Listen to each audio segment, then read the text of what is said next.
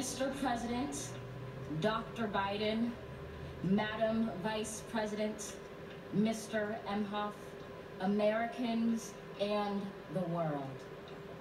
When day comes, we ask ourselves, where can we find light in this never-ending shade? The loss we carry, a sea we must wade. We've braved the belly of the beast.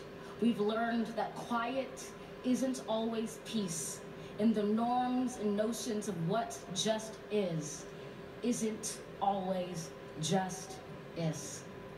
And yet the dawn is ours before we knew it. Somehow we do it. Somehow we've weathered and witnessed a nation that isn't broken, but simply unfinished. We, the successors of a country and a time where a skinny black girl descended from slaves and raised by a single mother can dream of becoming president, only to find herself reciting for one.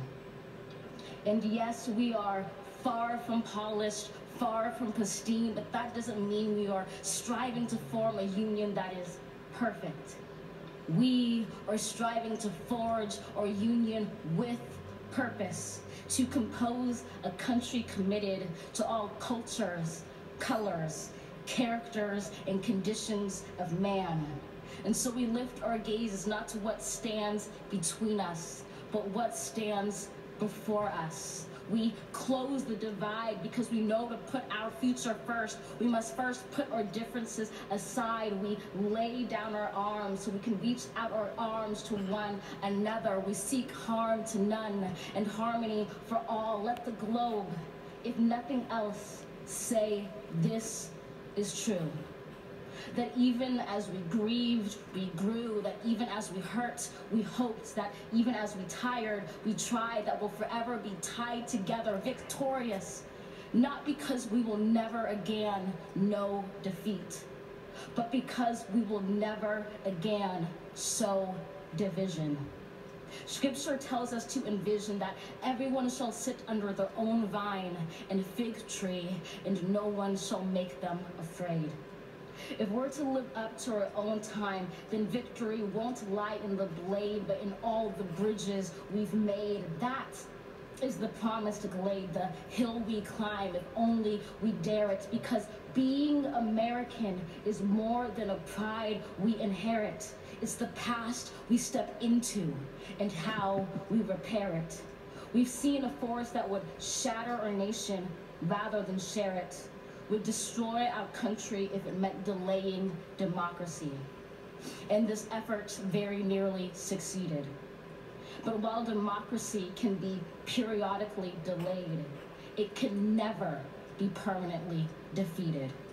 In this truth, in this faith we trust, for while we have our eyes on the future, history has its eyes on us. This is the era of just redemption. We feared it at its inception. We did not feel prepared to be the heirs of such a terrifying hour, but within it we found the power to author a new chapter, to offer hope and laughter to ourselves. So, while once we asked, how could we possibly prevail over catastrophe?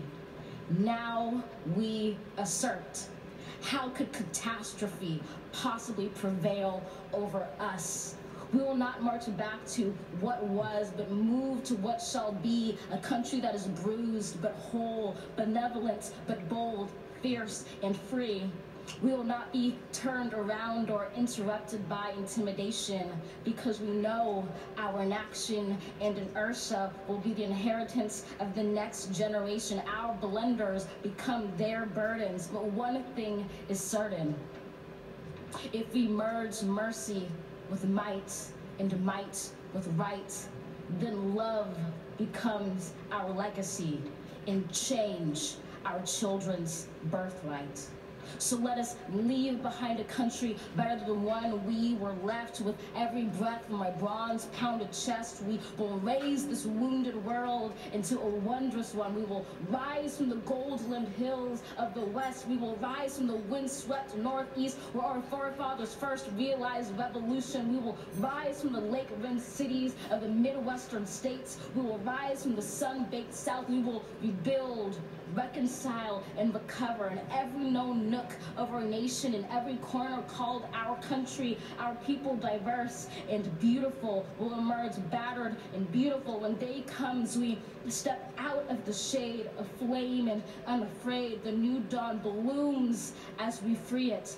For there is always light, if only we're brave enough to see it, if only we're brave enough to be it.